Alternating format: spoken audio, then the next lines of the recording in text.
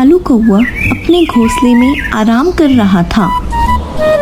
छी, ये क्या जिंदगी है। जिंदगी कैसी होनी चाहिए। खुद का एक सुंदर घर हो, एक अच्छी सी बीवी हो जो मुझे घर बैठे बैठे बाहर से खाना ला कर दे। मेरे और मेरी बीवी के 2 प्यारे प्यारे बच्चे हों जो मुझे पापा पापा कहकर पुकारें। अरे बाप रे, मैं तो सोचते सोचते बहुत ही दूर चला गया। जंगल में सारे पंछियों का अपना अपना एक परिवार है। उनकी बीवियां उनके पति की कितनी अच्छे से सेवा करती हैं और एक मैं हूँ। घर का सारा काम मुझे ही करना पड़ता है। अनाज भी मुझे खुद ही जाकर लाना पड़ता है। चलो, अब बहुत भूख लगी है, बाहर जाकर कुछ खाना लेकर आता हूँ। कालू अपने घोंसले से खाना लाने के लिए निकल पड़ता है। रास्ते में उसे कुछ पंछी पेड़ पर गप्पे लड़ाते हुए दिखते हैं। तभी लाडो चिड़िया कालू कौवे को आवाज लगाती है। अरे कालू, कहाँ जा रहे हो इतनी जल्दी में? कालू उन पंछियों के पास आ जाता है।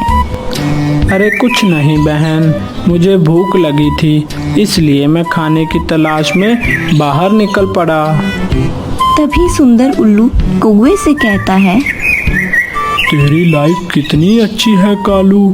ना बीवी का टेंशन, ना बच्चों का। तू जो जी में आए वो कर सकता है। काश मेरी भी लाइफ तेरे जैसी होती। हा। अरे ओ बंटी के पापा, कुछ तो शर्म करो। हमारी शादी को इतने साल हो गए हैं और अब आपको ये ख्याल आ रहा है।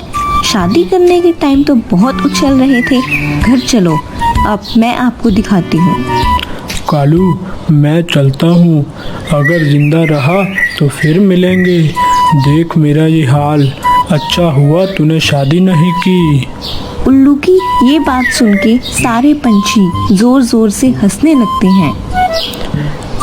किसने कहा मैं शादी नहीं करना चाहता? मुझे भी लगता है मैं घर पे आराम करूं और मेरा सारा काम मेरी बीवी करे। मेरा भी एक सुंदर परिवार हो, लेकिन क्या करूं, कोई पिता मुझे अपनी बेटी क्यों देगा? मैं तो दिन भर पड़ा रहता हूं।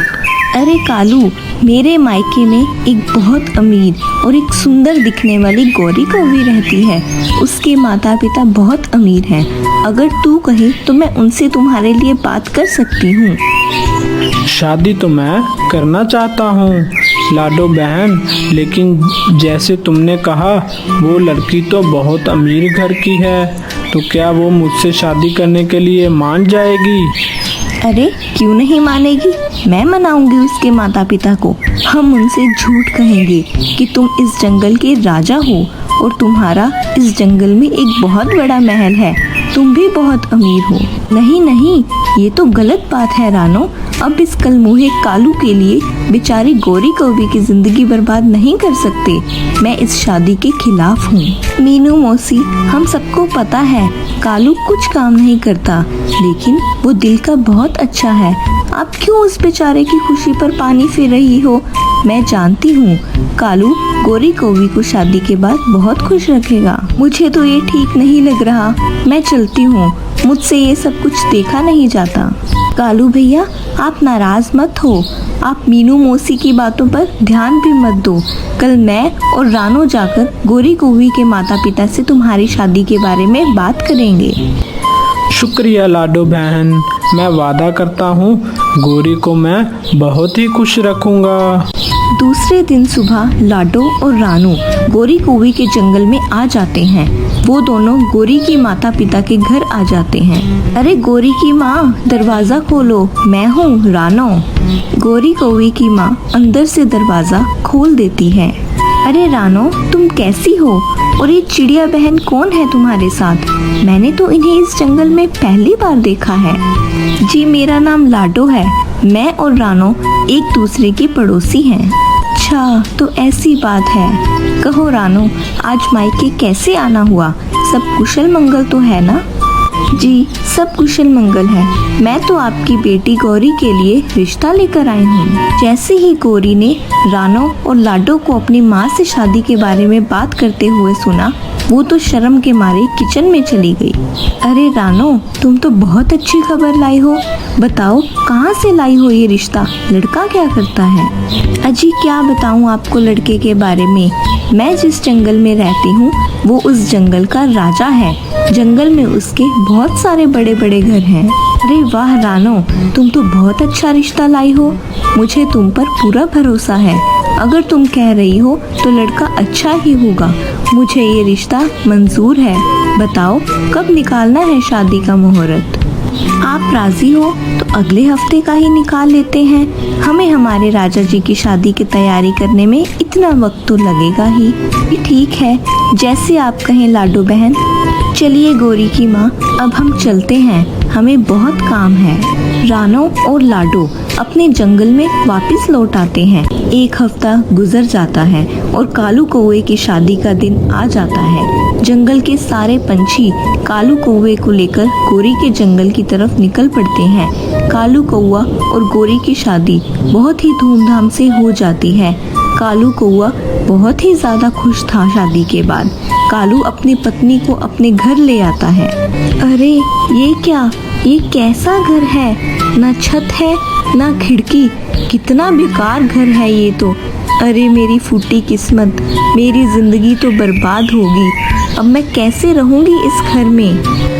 अरे भगवान, तुम रो क्यों रही हो? ये तो हमारा फार्म हाउस है। मैंने हम दोनों के लिए नया घर बनवाया है। उसका अभी थोड़ा काम बाकी है, तब तक हम इसी फार्म हाउस में रहेंगे। अच्छा जी, तो ये बात है। ठीक है अजी, मुझे माफ़ कीजिएगा। मैं बिना कुछ सोचे समझे ही आप पर चिल्लाना शुरू कर दिया। कोई बात नहीं गौरी, अब एक काम करो, मुझे बहुत भूख लगी है। जल्दी से हम दोनों के लिए खाना बनाओ। अच्छा ठीक है जी, मैं खाना बनाती हूँ मेरे प्यारे पतिदेव। कालू कौवा घोंसले के बाहर आराम से तारे देख रहा था। हाँ, इसे कहते हैं आराम की जिंदगी। खाना खाकर दोनों सो जाते हैं। कुछ दिन ऐसे ही गुजर जाते हैं। कालू घर में ही पड़ा हुआ था।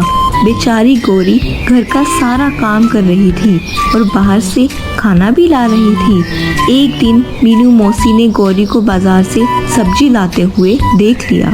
अरे क्या तुम वही लड़की हो जिसकी शादी उस कलमुहे कालू से हुई? हाँ माँ जी, मैं वही हूँ। आप मेरे पति को ऐसा क्यों कह रही हो?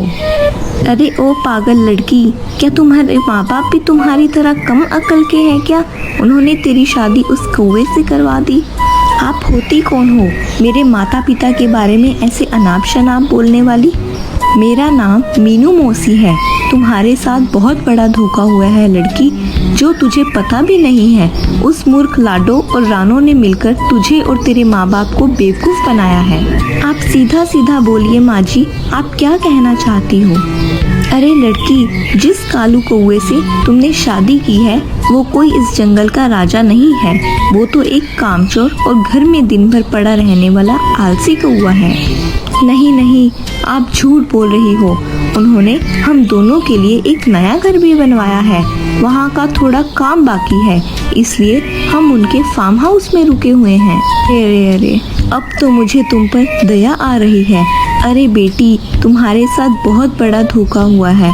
अगर तुम्हें मेरी बात झूठ लगती है तो तुम किसी से भी पूछ लो, नहीं तो एक काम करो, जाके खुद के पति को ही पूछ लो।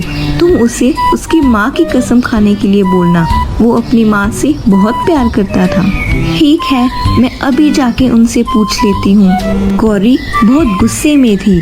वो बाजार से सीधा निकलकर अपने घर आ जाती है। गोरी कौवे को सारी बात बता देती है। गोरी कालू कौवे से सच सच बताने के लिए कहती है, पर कालू गोरी को झूठी तसल्ली देकर समझाने की कोशिश करता है। लेकिन जब गोरी कालू को अपनी माँ की कसम खाने को कहती है, तब मजबूरन कालू को गोरी को सब सच सच बताना पड़ता है। हाय रे मेरी फूटी किस्मत, मेरी तो जिंदगी ही बर्बाद होगी। अब मैं मेरे माँ और पिताजी को क्या जवाब दूंगी? अरे ओ कालू कौवे, तूने ऐसा क्यों किया मेरे साथ? अब मैं यहाँ नहीं रह सकती।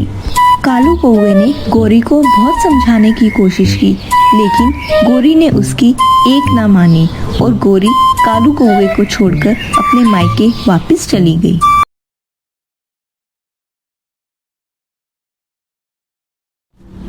वह बहुत सूना जंगल था। लाडो चिड़िया के बच्चे स्कूल गए थे। बारिश का मौसम था, इसीलिए आए दिन जंगल में कभी कभी तेज बारिश चलती थी। उस दिन भी जंगल में तेज बारिश हो रही थी। बाकी सारे बच्चे तो स्कूल से घर वापस आ चुके थे, परंतु लाडो चिड़िया के बच्चे अभी तक बारिश की वजह से स्कूल में ही रुके हुए थे। भैया, ये बारिश कब तक चलेगी? ये रुकने का नाम ही नहीं ले रही। माँ घर पर हमारा इंतज़ार कर रही होगी। हाँ टीलू, हम जल्दी घर जाएंगे।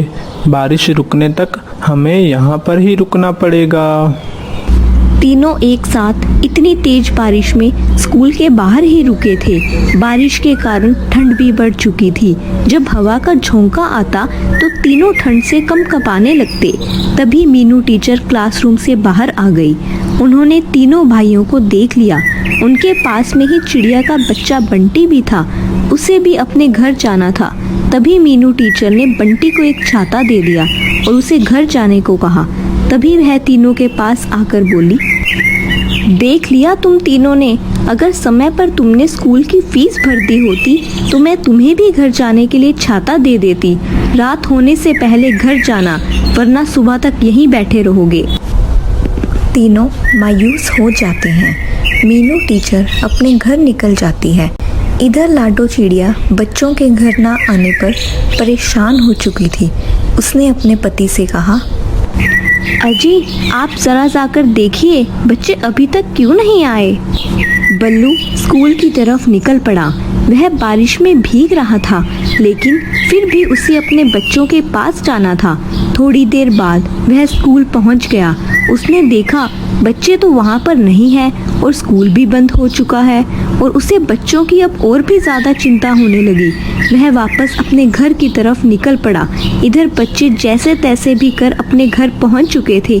लाडो चिड़िया उनको देखकर बहुत खुश हो गई और साथ ही साथ चिंतित भी। अरे बच्चों, इतनी तेज बारिश में कैसे आए? माँ, हम बहुत देर तक स्कूल में ही रुके हुए थे, लेकिन बारिश तो रुकने का नाम ही नहीं ले रही थी, इसलिए हम जैसे तैसे करके घर वापस आ गए। ठीक है, चलो अब अपना सर पोंछ लो, वरना सर्दी लग जाएगी बच्चों। लाडो ने बच्चों का सर पोंछ दिया। उसने पीने के लिए टमाटर का गर्मा गर्म सूप बनाया था। लाडो ने बच्चों के सामने सूप रख दिया। बच्चे सर्दी की वजह से छींक रहे थे।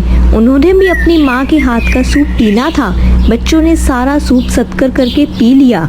थोड़ी देर बाद लाडो का पति घर वापस आ जाता है। जब वो घर आए तो उसने अपने बच्चों को देखा तो उसकी जान में जान आ गई। सब मिलकर सो गए, लेकिन लाडो के पति को नींद नहीं आ रही थी। उसे अपने बच्चों की चिंता सता रही थी। सुबह हो जाती है। आज लाडो का अपने बच्चों को उठाने का मन ही नहीं कर रहा था, क्योंकि अगर आज बारिश में बच्चे भीग जाते तो वह बीमार पड़ जाते। वो ऐसा सोच ही रही थी कि तभी उसके तीनों बच्चे उठ गए। टीलू गोलू, चलो उठ जाओ, वरना स्कूल के लिए देर हो जाएगी। फिर से मीनू टीचर डांटेगी। मीनू टीचर का नाम सुनते ही दोनों उठ गए। जल्दी जल्दी से तैयार होकर तीनों अपना टिफिन लेकर स्कूल की ओर निकल। आधे रास्ते आते ही आज फिर से बारिश शुरू हो गई। तीनों मिलकर एक पेड़ की डाली पर जाकर बैठ गए। वह जरा घर से जल्दी ही निकले थे, इसीलिए अभी तक उनके दोस्त नहीं आए थे। सोनू ने सोचा कि जब तक बारिश चल रही है तब तक क्यों ना खाना खा लिया जाए। ऐसा विचार करके उसने अपना टिफिन खोल दिया और उसे खाने लगे। उसे देखकर टीलू और गोलू ने भी अपना अपना टिफिन खोल दिया। वह तीनों खाना खा ही रहे थे कि तभी वहाँ पर एक कौवा आ गया। वो उनके पास आकर बैठ गया तो उन तीनों को घूरे जा रहा था। सोनू को उस पर दया आ गई और उसने कौवे से कहा, कौवा मामा, क्या आप खाना खाओगे? हाँ बच्चे, पर हमारे पास तो सिर्फ कुछ ही चने के दाने हैं। चलेगा बच्चे, चलेगा, जो है सो है। भूख तो बहुत लगी है, क्या मैं उसमें से थोड़े चने खा लूं? हाँ कौवा मामा, खा लो। कौवा चने के दानों पर टूट पड़ा। उसे इतनी तेज भूख लगी थी कि उसने बाकी भाइयों के टिफिन बॉक्स में से भी सारे चने खा लिए।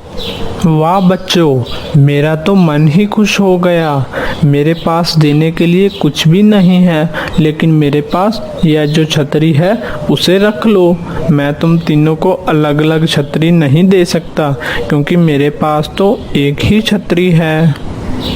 कोई बात नहीं कौवा मामा, हमें कुछ नहीं चाहिए। अरे नहीं नहीं, घर पर मेरे पास पहले से ही एक छाता है, तुम इसे रख लो। ऐसा कहकर कौवे ने वो छाता सोनू को पहना दिया और वहाँ से निकल गया। अरे भैया, हमें भी अपनी छतरी में ले लो। ऐसा कहकर दोनों ही सोनू के छाते के नीचे आ गए। जैसे ही दोनों छाते के नीचे आ गए, छाता अपने आप बड़ा हो गया। अरे यह छाता तो बहुत बड़ा है, इसमें हम तीनों स्कूल जा पाएंगे।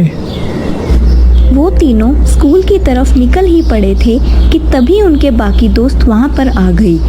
वह इस बड़े से छाते को देखकर चौंक गए, क्योंकि ऐसा छाता पूरे स्कूल में किसी के पास नहीं था। छाते की वजह से वह आज भीगने से बच गए थे। सारे मिलकर स्कूल पहुँच गए। मीनू टीचर उनको देखकर हैरान हो गए। आज तीनों को बहुत मज़ा आ रहा था, क्योंकि उनके पास भी एक छाता था। वह बारिश में ना भीगे हुए घर जा सकते थे। स्कूल की छुट्टी हो गई। बारिश शुरू हुई थी। बारिश अपने ज़ोरों पर थी। सब बच्चे अपने अपने घर की तरफ निकल पड़े। सोनू ने छाता ले लिया। मीनू टीचर भी घर की तरफ निकल पड़ी, पर ये क्या, उनकी छतरी कहीं पर भी नहीं दिख रही थी। अरे ये क्या, मेरी छतरी कहाँ पर गई? मैंने यहीं पर तो रखी थी। लगता है कहीं इधर उधर गई होगी। अब मैं घर कैसे जाऊँ? कोई बात नहीं मीनू टीचर, आप हमारी छतरी में आइए, हम आपको घर छोड़ देंगे। अरे यह तो छतरी बहुत छोटी है, मैं इसमें कैसे आ पाऊंगी? हम एडजस्ट कर लेंगे टीचर। ठीक है। मीनू टीचर छतरी के नीचे आ गई। जैसे ही वो नीचे आ गई, वैसी ही छतरी बड़ी हो गई। अरे तुम्हारी छतरी तो बहुत बड़ी है। हाँ टीचर, मैंने कहा था ना कि हमारी छतरी में हम सब जा सकेंगे। तभी गोलू ने बाकी बचे हुए कुछ दोस्तों को भी आवाज़ लगाई और वो भी छतरी में आ गई। जैसे जैसे वह छतरी में आते गए, वैसे वैसे छतरी बड़ी होती गई। रास्ते में सोनू ने अपने अपने दोस्तों को उनके घर छोड़ दिया। वह मीनू टीचर के घर पहुंच गई। मीनू टीचर को अपने किए पर पछतावा हो रहा था। घर आते ही मीनू टीचर ने बच्चों से कहा, बच्चों मुझे माफ़ कर दो, मैंने जानते हुए भी तुम तीनों को भला बुरा कह दिया। ऐसा होते हुए भी तुमने मेरी मदद की। कोई बात नहीं टीचर, अब हम चलते हैं। माँ हमारा घर पर इंतज़ार कर रही होगी। तीनों फिर से अपने घर की तरफ चल पड़े। जब वह घर आए तब लाडो चिड़िया और बल्लू चिड़ा बहुत खुश हो गए। सोनू ने सारी घटना अपने मम्मी पापा को बताई। उसे सुनकर लाडो चिड़िया को तो भरोसा ही नहीं हो रहा था। देखा बच्चों, अच्छा कर्म करोगे तो उसका फल अच्छा ही मिलेगा। अगर आपको हमारी स्टोरी अच्छी लगी तो चैनल को सब्सक्राइब करना मत भूलिएगा।